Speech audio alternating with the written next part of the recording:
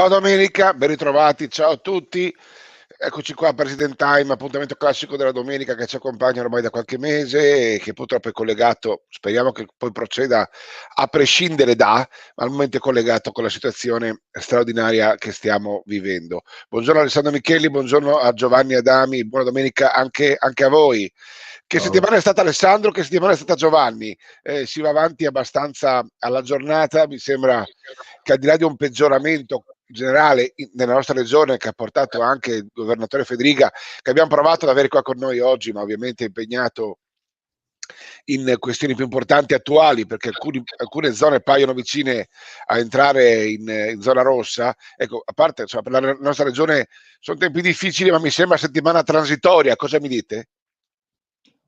Ma per lo sport, diciamo, settimana transitoria, anche se devo dire si continua a lavorare almeno per quanto riguarda, se non altro, la parte amministrativa, perché c'è il contributo dello Stato alle ASD che, come John ben sa, ha mobilitato un po', no, anche naturalmente le nostre segreterie, i nostri uffici amministrativi per rilasciare quelli che sono i documenti necessari a poi far mandare avanti le pratiche dalle varie società.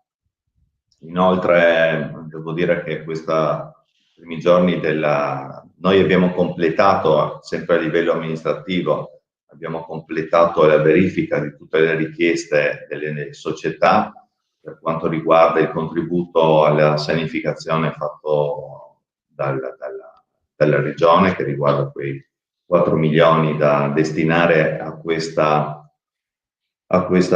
diciamo, questa parte e la prossima settimana, martedì, ci sarà un'altra riunione della commissione per poter andare avanti e cercare, quella che è l'intenzione insieme al CONI, di dare la prima parte dei fondi alle società che giustamente comunque fino adesso, chiuse o non chiusi gli allenamenti, in questo momento comunque ne hanno fatto di lavoro e quindi è giusto venirgli incontro.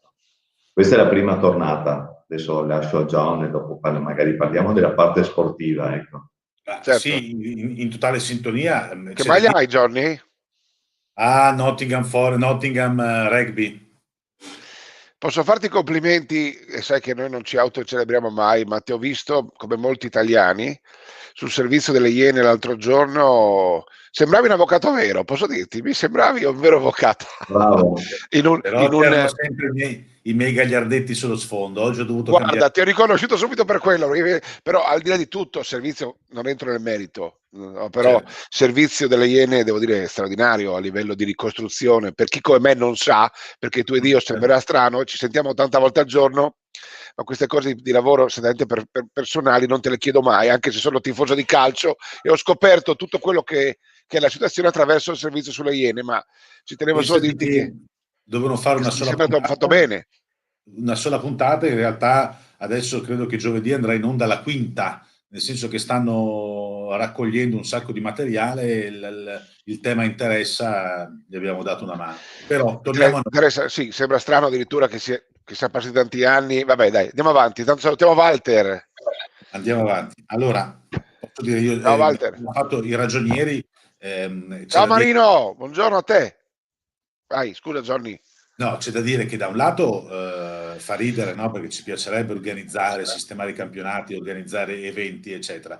Dall'altro lato, l'essere ridotti a fare dei consulenti per le società per aiutarli a fare questa domanda ci deve far riflettere sul fatto che tutto sommato, insomma, il governo si è mosso per la seconda volta, la regione con questo sforzo immane per quello che riguarda le sanificazioni sta dando e darà una grossa mano, quindi tutto sommato io credo che noi a livello di ASD locali, parlo della pallacanestro ma credo anche della pallavolo, non possiamo lamentarci di come le istituzioni tutto sommato ci vengono incontro a livello economico e a livello di sostegno. C'è un punto interrogativo che stiamo cercando di risolvere sia con il presidente Brandolin, che ci ha già dato il suo parere favorevole, sia col commercialista della federazione, il dottor Papa di Roma, per quello che riguarda la compatibilità del punto 8 della domanda del contributo forfettario nazionale di 1.600 euro con con le 73 società di pallacanestro che hanno già aderito alla richiesta di contributo sanificazione. Chi ovviamente adesso non posso fare una lezione di diritto perché perderemo l'85% della nostra audience, chi ovviamente mi ha mandato via SMS, via WhatsApp questo quesito sa perfettamente di cosa stiamo parlando, e quindi stiamo parlando di una sorta di incompatibilità, cioè sostanzialmente le 73 società del Friuli Venezia Giulia, parlo di basket, che sono in ballo per ricevere il contributo sanificazione, possono, ai sensi del punto 8 dell'ultimo decreto, eccetera, eccetera, rientrare anche nel contributo forfettario di 1.600 euro a livello nazionale.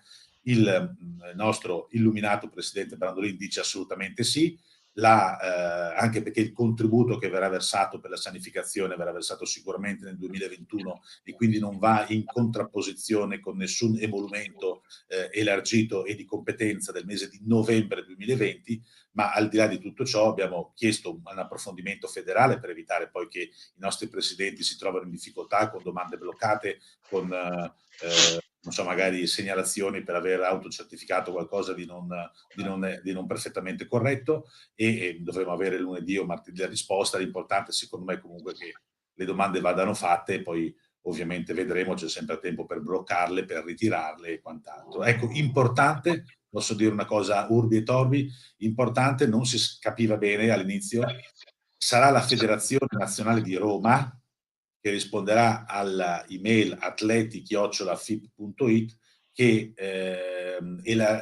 invierà diciamo così, il prestampato però di singola società, dove dice che ha un numero di atleti superiore a 25, che è tesserata, che è affiliata al 31 ottobre del 2020, eccetera, eccetera, eccetera. Quindi non la federazione regionale.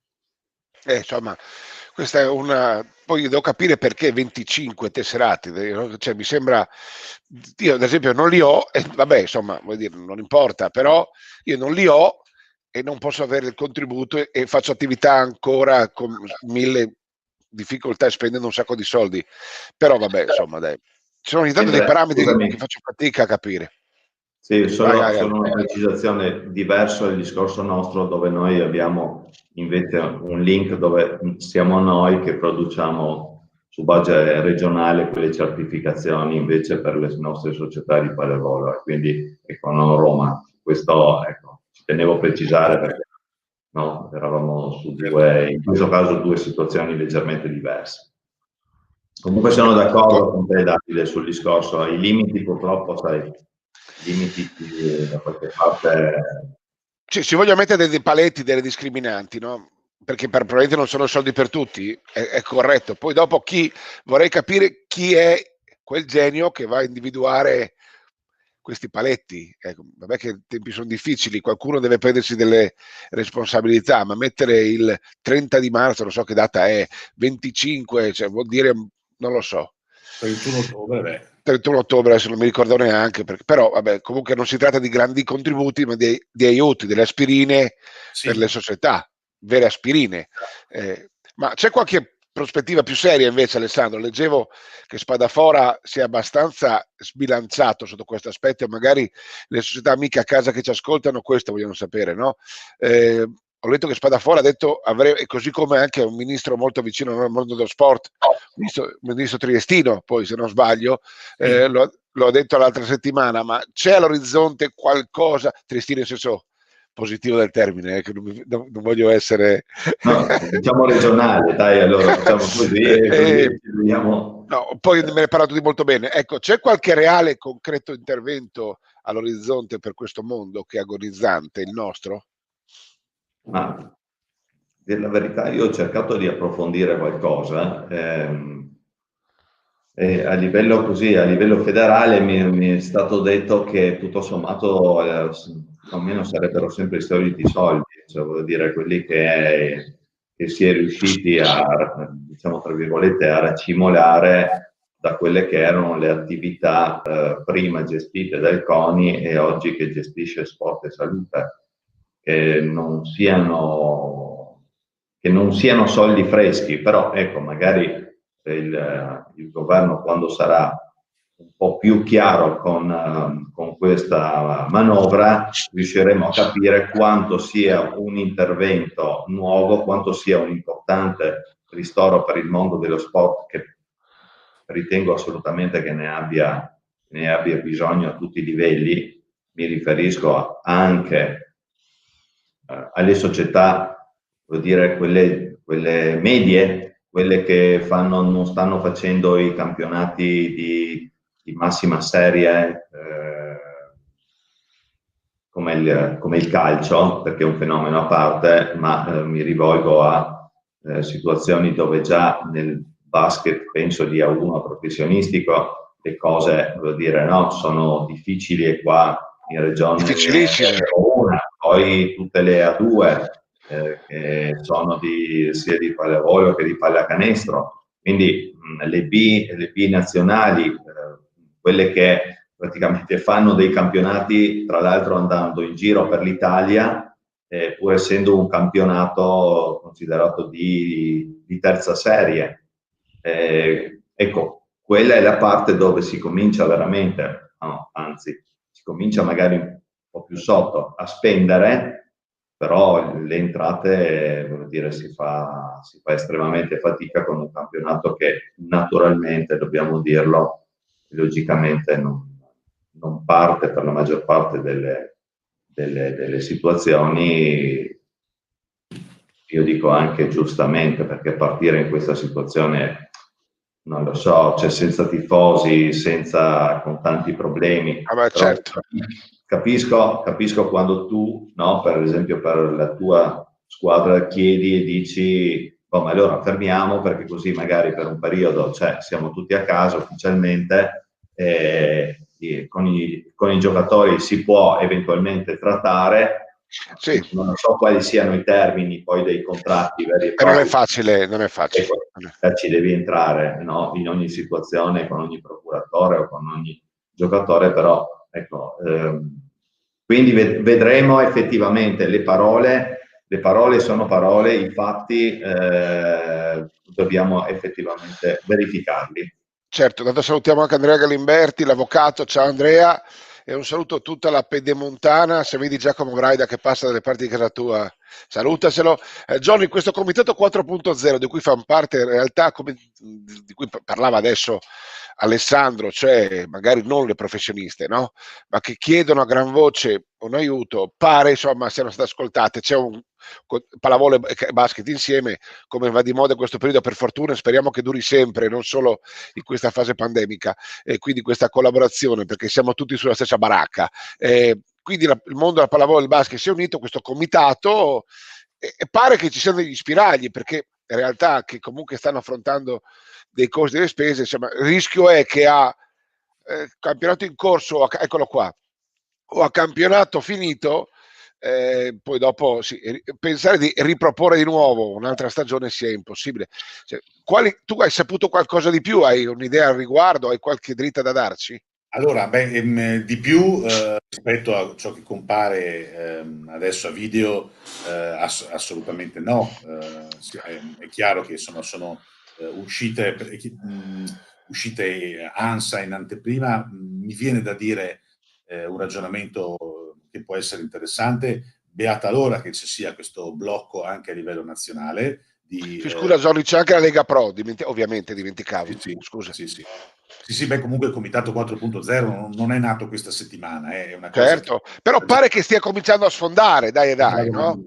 Ora, se vi è una richiesta di rinvio di scadenze fiscali, eccetera, eccetera, a gran voce per tutto il comparto economico nostro, per i ristoratori, per i locali che chiudono e quant'altro, non vedo perché non possa anche il mondo dello sport, quello professionale, non usiamo il termine professionistico, usiamo professionale, non vedo perché non possa beneficiarne e usufruirne.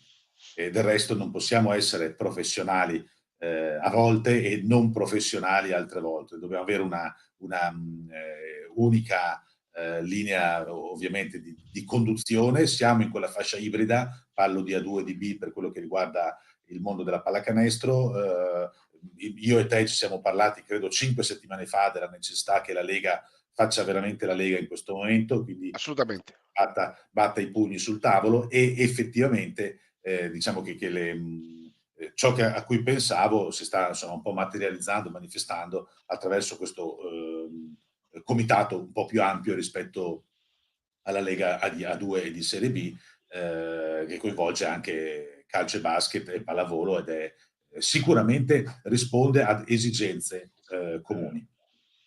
Assolutamente sì, vedremo poi cosa succederà, ma chiaramente viviamo la giornata. Ieri, Alessandro, vi ho presentato la maglia della mia squadra, Lignano, perché noi siamo pronti, prossimi ormai a giocare. Sabato prossimo inizieremo il campionato di Serie B, e quindi un altro pezzettino di ingranaggio che parte. Io la vedo così, no? Io guardo il bicchiere mezzo pieno, ma è mezzo vuoto, in mezzo a clamorose difficoltà, perché solo per sostenere due amichevoli devi fare i tamponi a tutti i giocatori, è una roba folle, però la passione va oltre tutto. Io ho dichiarato una cosa mentre presentavo la maglia, ma così mi è venuto dal digetto. Io non preparo mai quello che dico, nel bene e nel male. Siamo degli eroi, ho detto. Siamo degli eroi tutti. Dopo ti rispondiamo, Marino. Sono degli eroi noi che ci dedichiamo anima e corpo all'attività, voi presidenti, i giocatori che vanno in palestra a giocare, gli sponsor soprattutto che continuano a investire nello sport. Tutto questa bolla sportiva che vuole dare l'esempio, che vuole fungere da traino. Se tu ti ritrovi in questa mia dichiarazione, io ho detto la squadra deve fungere da trade union, da centro nevralgico attorno al quale deve essere un movimento di vita che trasmette empatia e vita. Sì, io non vorrei... Se c'è le cazzate dimmelo pure, è domenica mattina. Ma no, assolutamente. Guarda, noi ci stiamo confrontando, no? Continuamente, ma qualche volta anche con noi stessi, proprio guardandosi un po', perché diciamo che si è presi dalla voglia di sostenere a tutti i costi il movimento sportivo, e quindi di dare il senso a quello che tu stai dicendo e hai detto anche nella presentazione, come dicevi, della maglia. Quindi questo senso, no, di ripartenza da un simbolo, dalla voglia... Non vorrei essere ma non è... Eroi veri sono altri, ma eroi fra virgolette, inteso, ecco, intendiamo. Sì, assolutamente. Io penso che effettivamente le società sportive, per quello che hanno fatto e stanno facendo, sono degli esempi da seguire. Questo non lo si potrà mai discutere. Dall'altra parte, e qua probabilmente in qualche caso non è stato compreso probabilmente appieno, non da tanti, devo dire, non da tanti, il messaggio che era stato lanciato da noi presidenti. Il nostro messaggio era: se mai potevamo fare qualcosa anche di piccolo per il nostro mondo, per il nostro tessuto sociale, facciamolo. L'invito a quel famoso stop per un periodo, per un po' agli allenamenti, era semplicemente questo, non era il non riconoscimento di tutto quello che veniva e che viene fatto. E tanto di cappello per chi ha deciso, con tutte le difficoltà, ma con tutte le attenzioni possibili, ad andare avanti. Cioè, io lo ribadisco, l'ho detto e l'ho ridetto anche in tante altre sedi, e non è che viene considerato un negazionista, ma lungi da noi. E semplicemente, probabilmente, c'è qualcuno che vede in un determinato la cosa e ritiene di poter fare anche sportivamente qualcosa di più, o fermandosi per un po', o lanciando, no, il cuore oltre l'asticella. Esatto. No? E dando tutto se stessi, tra l'altro bisogna dire, prendendosi ulteriori responsabilità. e quindi mai e poi mai, ecco, io non considererei o non darei il giusto valore a quelle che sono le parole, in questo caso dette da te, ma da tante migliaia di dirigenti che dicono... Ho rappresentato una massa di gente importante, di tanta gente che in questo momento ci sta provando, Ale, ci sta provando e che sogna di ritornare a una situazione di normalità. Poi dopo risponderemo anche a Marino, ho visto, ha fatto una domanda, magari però John volevo sapere anche tu, che sei il nostro presidente regionale, la tua opinione al riguardo. Guarda, sul punto, peraltro, volevo segnalare che Roma questa settimana ha risposto a una società nostrana che aveva ripetutamente chiesto chiarimenti per quanto concerne la giusta interpretazione delle normative interne di chiusura dell'attività, quindi federali, e le normative nazionali, il DPCM Conte, poi la seconda ordinanza Fedriga, quella sullo sport all'aperto per gli sport di contatto, appunto di squadra, con distanziamento a 2 metri. E adesso lo chiarisco una volta per tutte ulteriormente. Roma ha semplicemente detto: la nostra attività è bloccata, all'esterno ognuno vale, noi non parliamo per ciò che riguarda l'esterno, perché teniamo presente che come FIP esterno significa 3 contro 3 ed è bloccato, ed esterno significa seconda divisione, che noi in Friuli non abbiamo. Sono le uniche, diciamo così, gli unici permessi per poter federali per poter giocare outdoor. Bene, detto questo, la Federazione di Roma lascia la palla appunto alla normativa nazionale, per cui dice: guardate, chi vuole allenarsi individualmente, fare addominali eccetera al di fuori delle palestre, lo faccia a suo rischio e pericolo. La cosa importante, quindi non c'è un divieto tranchant, come direbbero i transalpini, ma addirittura la cosa importante è che che addirittura le coperture assicurative potrebbero in un certo senso essere operanti. Anche per chi vuole andare a fare addominali, allunghi, salto dalla corda e cose di questo tipo in questi mesi, fino a che non sarà ingestibile per quello che riguarda l'aspetto climatico. Ed è un aspetto, aveva suscitato tante perplessità, il silenzio federale. Adesso la federazione ha risposto e quindi c'è un chiarimento sul punto. Resta ferma la nostra raccomandazione, il nostro accorato appello di domenica scorsa, sono assolutamente d'accordo con Alessandro, però almeno abbiamo un chiarimento in più. Ecco, questo mi premeva sottolineare. Ci tenevi a dirlo, sì. Un attimo di uso di nuovo lo stesso termine, di chiarezza, perché c'era stata un po' di confusione nell'arco degli ultimi 15 giorni. Va bene. Domanda di Marino, per piacere, sovraimpressione Francesco, eccolo qua. Per andare oltre a breve periodo, credo che il progetto Next Generation sarà un'opportunità per nuove generazioni. Il mondo dello sport, che cosa sta facendo per indirizzare riforme credibili, sostenibili e applicabili per lo sport di base, per lo sport di vertice? Marino, questa domanda difficilissima. Posso rispondere io? Dai, comincia te, poi tu Ale, vai. Vai. Ma fondamentalmente sai, se il buongiorno si vede dal mattino, forse l'ho già detto domenica scorsa, il discorso del presidente Petrucci in sede di insediamento il giorno, cos'era, il giorno 17, quando c'è stato lo spoglio online dei voti.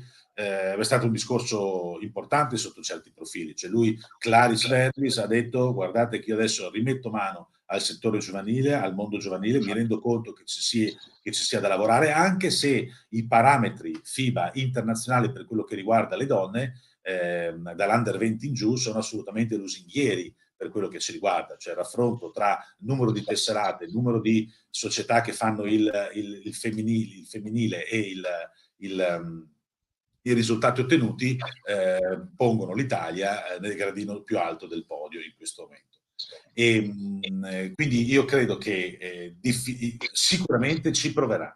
Per quello che riguarda sport di base giovanili, il Presidente ci proverà. In più sappiamo già che c'è stato un consiglio anche, diciamo così, nostrano, che parte dal confine orientale per quello che riguarda l'incarico di Ettore Messina al vertice del CNA, dove collaborerà sempre il nostro Giovanni Piccin, che è stato l'architrave degli allenatori in tutti questi anni.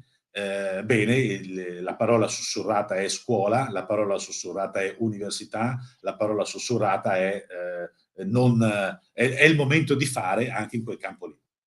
E vediamo, sarebbe bello. Ale, la tua opinione riguardo? Certo che claris verbis mi gasa, Johnny, però oggi ti vedi in Ormai forma. noi, No, ormai no, no, ma mi in prima gasi, volta c'è poco mi da avete fare. scatenato voi, È cioè giusto, con è giusto. le precedenti puntate. È giusto, giusto. Ma infatti io bevo dalla tua cultura. Dopo rispondiamo anche ad Andrea. Prima però vorrei sapere l'opinione di Alessandro sulla Next Generation. Ma guarda, probabilmente è arrivato un momento anche di riflessione subito dopo di azione. Di azione perché io per primo sostengo che anche il nostro mondo invece ha perso un po' in quest'ultimo periodo un po' il contatto con il mondo per esempio della scuola, cosa che invece per noi scuola era ed è stata la nostra base. La grossa partenza della pallavolo arriva proprio dagli istituti scolastici, dal rapporto all'interno delle scuole e dei ragazzi. Ecco, la federazione che andrà sicuramente attraverso le nuove elezioni a fare un programma che noi come presidenti regionali abbiamo auspicato, un grosso programma di rilancio della pallavolo nel mondo della scuola. Quindi non più solo attraverso il materiale da distribuire nelle scuole, importante per l'amor di Dio, ma proprio per una presenza attiva della federazione e quindi non demandato solo ed esclusivamente alle società attraverso singoli accordi, volevo dire un po' a macchie di leopardo, ma un'attività capillare.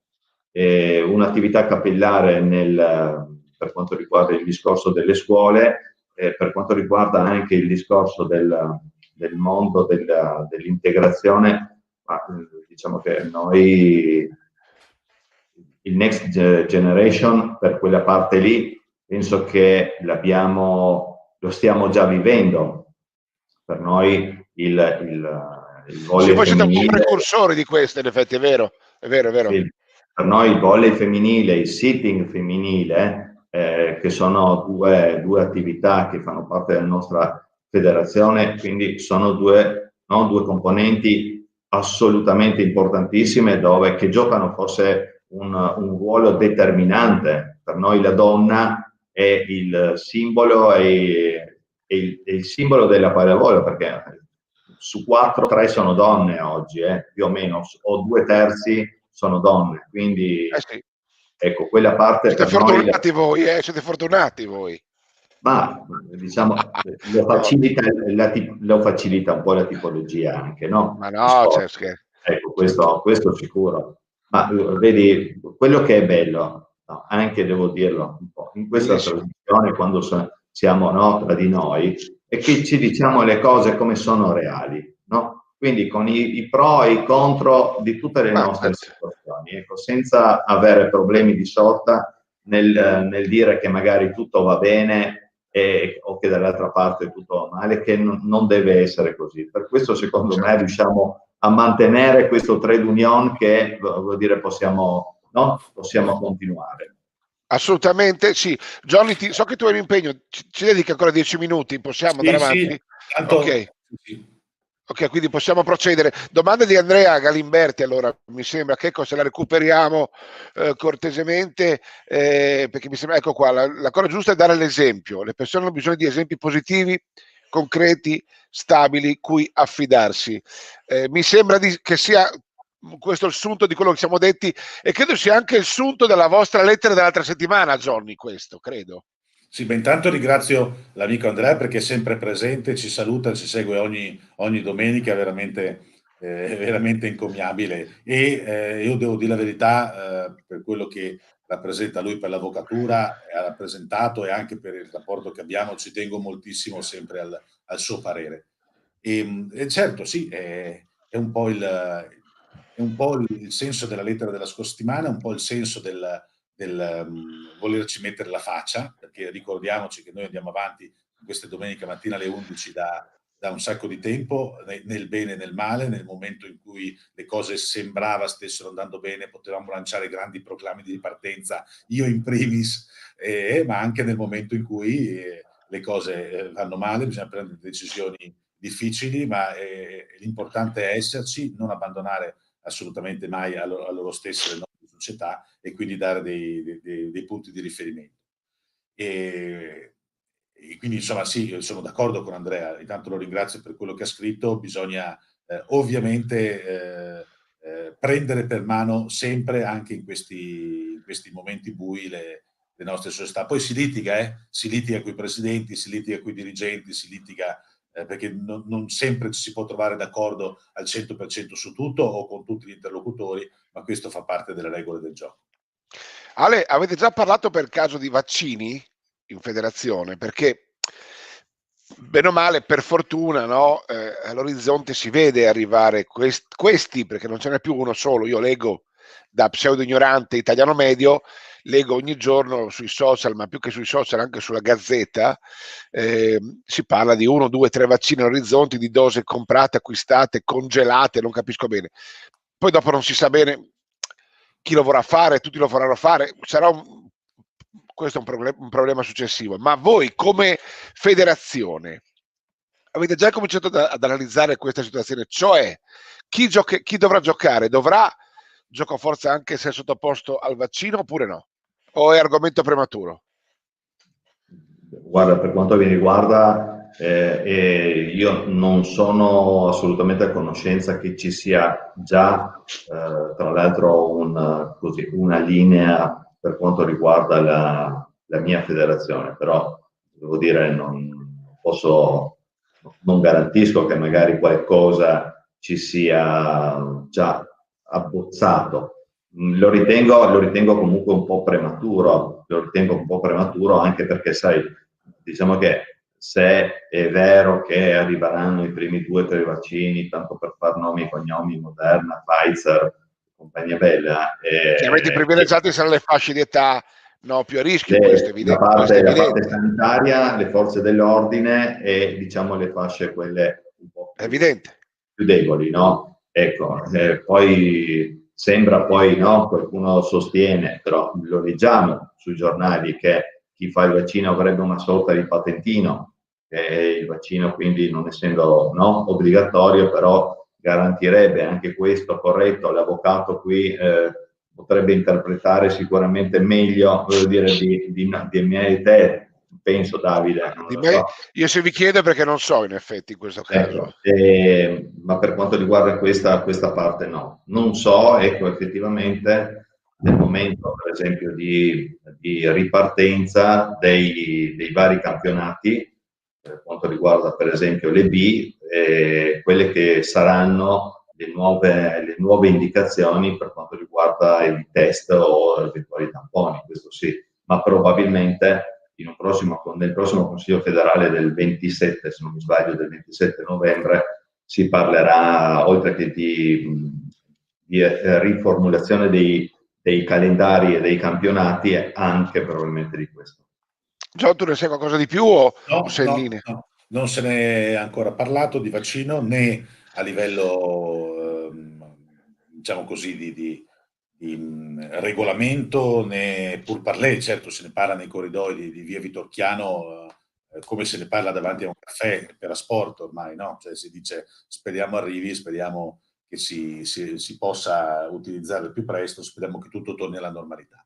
Ma sotto il profilo di un rapporto tra vaccino, obbligo per atleti e tesserati per poter ripartire, no, assolutamente non c'è nessuna...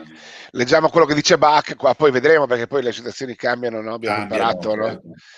Abbiamo imparato che cambiano, e credo che se tu dicessi a tutti i giocatori di basket del mondo, se volete giocare vaccinatevi, credo che si vaccinino tutti, voglio dire, no? Pur di giocare a pallacanestro, calcio, pallavolo, rugby.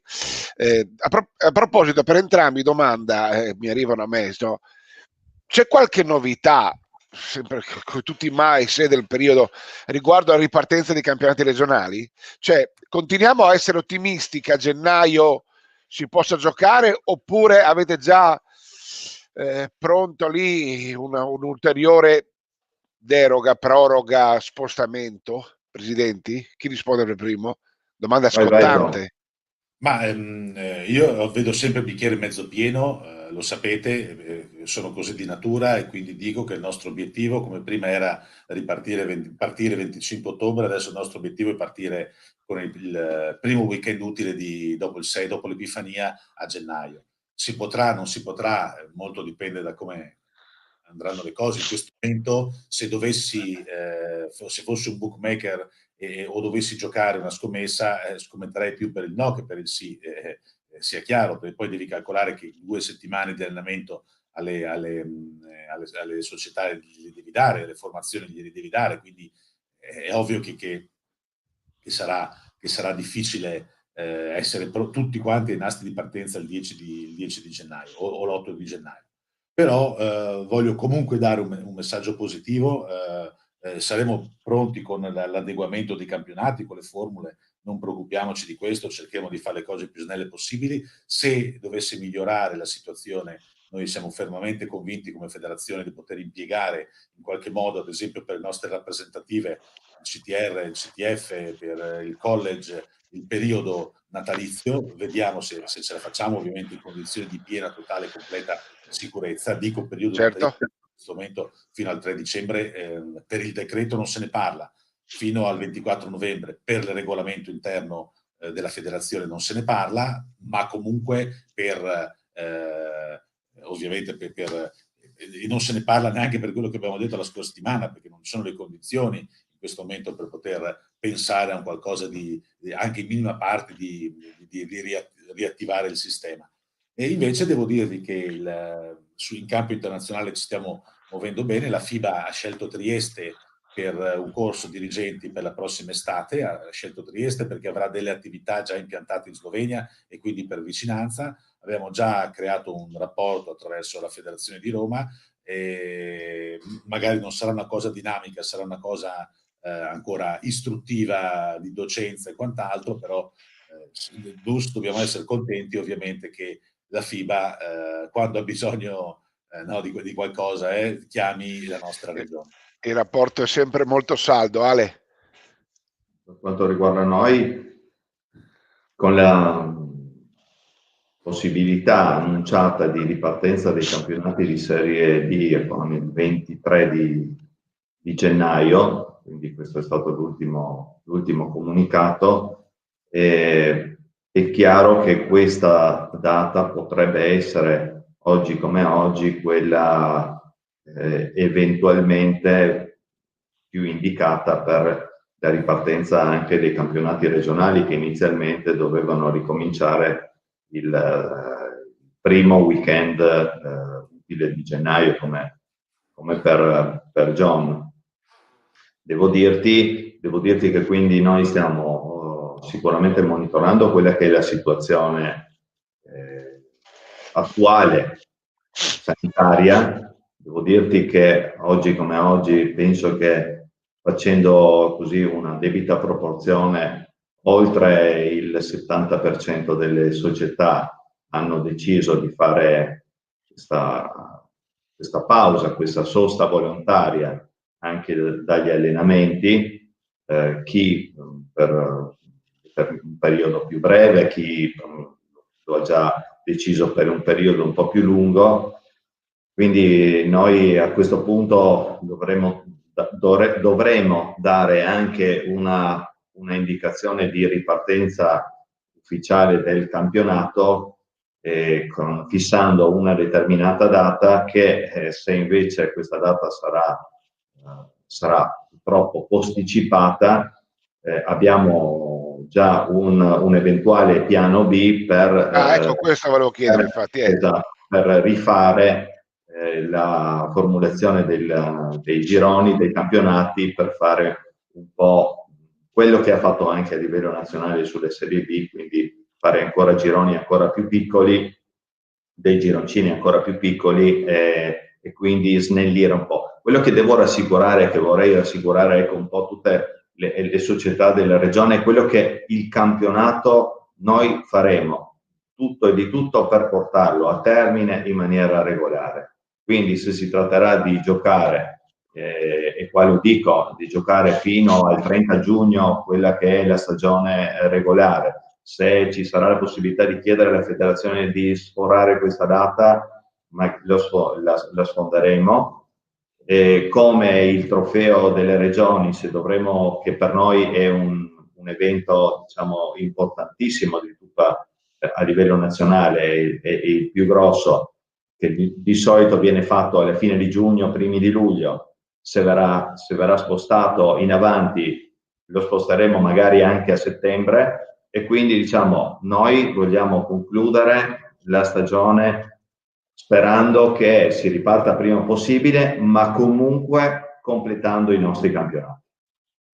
Questa è la speranza, questo è il messaggio che voglio dire di speranza e di desiderio di andare avanti quando tu parlavi di eroi, perché gli eroi vanno non solamente celebrati, ma vanno messi come esempio, e giustamente a loro deve essere data la possibilità di terminare quello che è la loro impresa. Bravissimo, condivido. Johnny, andiamo in chiusura perché poi è ora di pranzo domenicale, poi c'è l'Udinese alle 6, dobbiamo prepararci, Udinese Genoa, quindi ora dobbiamo... ora di messa, poi c'è un po' di partite pomeriggio, poi alle 6 Udinese Genoa. E stasera poi chi vuole può vedere anche Napoli-Milan. John, per chiudere, quindi entrambi, cominciamo con te Johnny, siete pronti quindi a un piano B? Sia per quanto riguarda i campionati regionali, difficile vedere una Serie C per province, immagino, non lo so, regionale, però soprattutto i giovani, mi chiamano a me dei genitori per chiedermi quando possono i nostri ragazzi tornare in palestra. I giovani che fanno campionati giovanili regionali e anche nazionali, no? Siamo pronti a farli giocare, magari che c'è la scuola chiaramente da far combaciare, ma siamo pronti a tutto per rimetterli in campo, anche a partire a marzo, voglio dire viva Dio, no? Andando oltre, ma l'importante però è farli giocare. Partire a marzo con dei mini raggruppamenti, partire a marzo con un girone solo d'andata, abbiamo diverse formule per poter portare anche noi a termine la stagione. Abbiamo il tetto per chi va alle finali nazionali del 2 maggio, i campionati devono essere completati al 2 maggio, ma credo che anche sotto quel profilo la federazione a Roma sarà un po' più elastica, perché è chiaro che poi diventa difficile ipotizzare una stagione dal 16 marzo al 2 marzo under 18, under 16 o cose di questo tipo. Ancora più compressa per quello che riguarda il femminile, dove eventualmente dovremo fare la nostra stagione regionale, lì praticamente tranne le più piccole vanno tutte alle finali nazionali, ogni categoria le mandiamo alle finali nazionali, e anche lì avremo delle grosse difficoltà, ma insomma ce la faremo senza rubare spazio alla scuola, perché sappiamo che anche la scuola è danneggiata. Abbiamo diverse opzioni, non preoccupiamoci di questo. No, vuole essere un messaggio di positività per i giovani. Tenete duro ragazzi, che giocherete a pallacanestro, giocherete a pallavolo. Ale, ma ci schiacciate sempre voi pallavolisti? Dobbiamo soffrire anche la domenica a pranzo, siete più bravi di noi, insomma, dai. Guarda avevamo commentato prima, io leggendo questo articolo penso che ci sia anche una ragione, penso che nel mondo della pallavolo oggi, soprattutto di alto livello, ci sia una presenza consolidata per più periodi, per più anni di atleti e di atlete di un certo livello, c'è meno ricambio, quindi ci si affeziona un po' di più all'atleta e quindi si seguono. Poi ci sono degli esempi anche italiani che noi abbiamo, tipo Zaitsev, che è un giocatore che, vuol dire, è seguitissimo, che fa presenze importantissime, che sposta un po' gli equilibri anche dal punto di vista delle analisi è il personaggio. Ecco, no? Quindi questi sono un po', queste potrebbero essere un po', perché alcune almeno, se non altro, delle ragioni per cui oggi siamo un po' più seguiti. forse siamo un po' più social, ecco. Siete più belle. No, vabbè, dai. Ecco, la parte femminile è importante, attenzione. Anche se oggi celebriamo la Delser che ha vinto di nuovo, quindi complimenti anche alla nostra squadra femminile delle due, che cerca di essere all'altezza delle bellezze pallavolistiche. Sicuramente conta, vedere una bella pallavolista, l'occhio alla sua parte, per fortuna ancora. Giorgio, andiamo in chiusura, dimmi Ale. Solo se mi permetti solo di dire una cosa riguardo ai campionati, no? Per esempio, i campionati nostri giovanili, noi praticamente sappiamo già che almeno di un mese le finali nazionali saranno spostate. Noi questo l'abbiamo chiesto e naturalmente è stato subito recepito a livello nazionale, quindi già questo, ecco, è un messaggio importante, quindi per tutte le nostre categorie giovanili. Guardate che avremo tempo e faremo in modo di far giocare il più possibile prima di arrivare alle finali regionali che poi porteranno alle finali nazionali. Andiamo in chiusura, John, aggrappiamoci ai sogni, ai miti, agli idoli. Danilo Gallinari ha firmato un contratto di 3 anni con gli Atlanta Hawks per 4 briciole. 60 milioni? 60 milioni, ha detto però i soldi non sono tutto, e viva Dio, dai, e buona domenica a tutti. No? I soldi non sono tutto, vabbè. Insomma. Però vuol dire, Danilo ce l'ha fatta, noi l'abbiamo tenuta a battesimo nel 2005. Sapete che il tu ti ricordi? Appena citato da Alessandro è molto più social di Danilo Gallinari ed è molto più uomo popolare, uomo rappresentanza di sport rispetto a Danilo Gallinari. Permettetemi di dirlo. Danilo sta dall'altra parte dell'oceano, è un giocatore dell'NBA, guai se non ci fosse, ma Zaitsev è veramente un trascinatore dentro e fuori dal campo. È un uomo immagine, anche polemizzato, ma è un uomo con polemiche, ma è un uomo immagine per la pallavolo. Posso dirlo? Lo dico, basta. Siete d'accordo? Bene, non siete d'accordo? Amen. E volemo se bene, eccolo qua. Allora, buona domenica a tutti. Giovanni, grazie. Oggi cosa facciamo con Genova? Bene, ho sensazioni positive. Ieri ho quasi vinto all'Allianz Arena, avevo anche giocato 2 euro sulla vittoria del Werder Brema, abbiamo giocato benissimo, alla fine è andata 1-1. 1-1. Le sconfitte consecutive col Bayern, finalmente abbiamo mosso la classifica. Luca Milocco ci ricorda... Derby di Germania, è Inter di Germania, lo sapete? Di Germania. Alessandro, ieri poi ho sentito Gasperini sparare a 0 contro le nazionali che portano via i giocatori, che fanno tornare gli atleti il venerdì, che trasmettono il virus, il contagio. Si potrebbe aprire un'altra trasmissione. Andiamo avanti. Potrebbe aprire un'altra trasmissione. Andiamo avanti. Chissà perché quando si pareggia è colpa delle nazionali, quando si vince Velasco è sempre stato il maestro sul discorso di non alibi, mai alibi. Allora noi ci dedichiamo alla nostra domenica in famiglia. Mi raccomando, teniamo duro, vogliamoci sempre tanto bene, il cuore batte per tutti noi. Grazie Alessandro, grazie Giovanni, e viva il mondo dello sport. Buona domenica a tutti, ci vediamo domenica prossima. Speriamo sempre di trovarci con notizie sempre un pochino migliori rispetto a quelle attuali. Ciao a tutti, grazie. Ciao. Ciao.